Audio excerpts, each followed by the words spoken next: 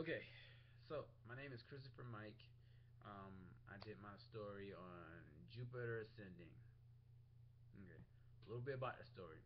It's about a female. Um, she she happens to be royalty. She turns out to be royalty. She lives on Earth, and as always, Earthlings think that they're the smartest people in the galaxy. They think they're the only ones that exist for some reason. In the story, she is attacked by her siblings that she does not know of course, from a different galaxy. Um, and they try to persuade her to their causes, wherever they are.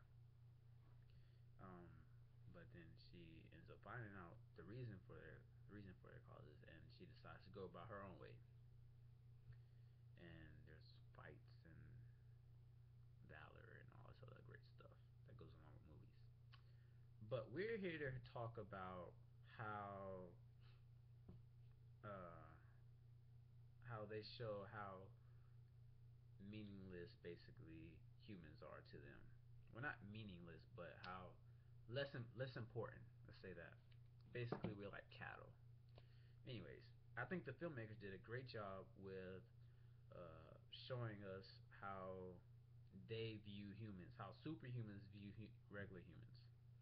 Okay, start from the beginning. So in the beginning of the story, we're taken to the room where the mother, the daughter, and the sister lives, and they sleep, not live. And in that room is very small. They're confined in space. There's no privacy, and basically you just tell that they're in poverty. Another thing you could tell is that the clothes that they're wearing are not that expensive, and the job that they have and lifestyle that they live is not lavish at all. Then we're taken to the superhumans, where we see that they live the lavish lifestyle. Like they have everything. They have uh, far advanced technology. They have a surplus of resources, and you could tell this by the female antagonist. She's throwing a gathering or some type of party, festive party, whatever. She has food everywhere. There's a lot of people, and they look like they were enjoying their time. Another thing, their clothes that they were wearing were very well made. You could tell that they were expensive. They have look like silk and other fine materials, stuff like that. Another thing we could look at is when the little creepy crawly alien type things, when they're considered peasants basically, like they're slaves to the superhumans. They do their bidding. They're not worth anything to them. Like they destroy them without even blinking. So, and these peasants or whatever, they're able to subdue any human that they came in contact with, however, and basically eliminate the memory of them inside of the humans. For example, when first came in contact with the protagonist, the female, they destroyed half the city, and then within a few hours, they rebuilt everything that they destroyed and wipe everybody mind clean that saw them in the process.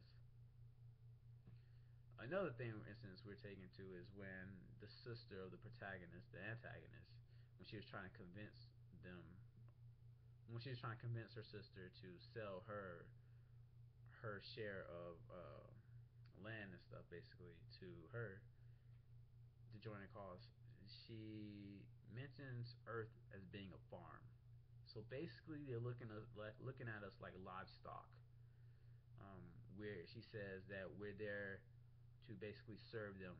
They put us on Earth to multiply and create a surplus of whatever we are to them, basically. I don't want to give the story away just in case if you haven't saw it. So that's basically what's going on. We're surplus. We're resources or minerals or whatever you want to call it. Um, Another thing is when they try. Another way you can see this is when they try to convince her. They promise her everything that she does not have. like they promised her power, fame, wealth, and basically money. Then when she didn't have that, when they saw that that couldn't convince her, she was taken to her brother, where he tries to convince her to join his cause by marrying her. Not, no, I'm sorry, correction. It's not her brother. It's just another person. Yeah, another person. So he tries to convince her by marrying her, or promising her, a better life still, and yeah. But once those don't work, and they see that they can't persuade her to their side, then she falls into the trap of the brother, the older sibling, where he just tries to forcefully take it.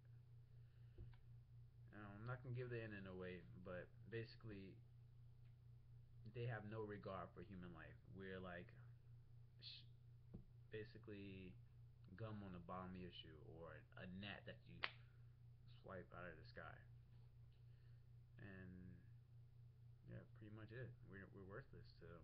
However, I think the filmmakers did a great job showing it, and I would recommend watching the movie. I was a little skeptical, but I would recommend it. Yep. Have a good day.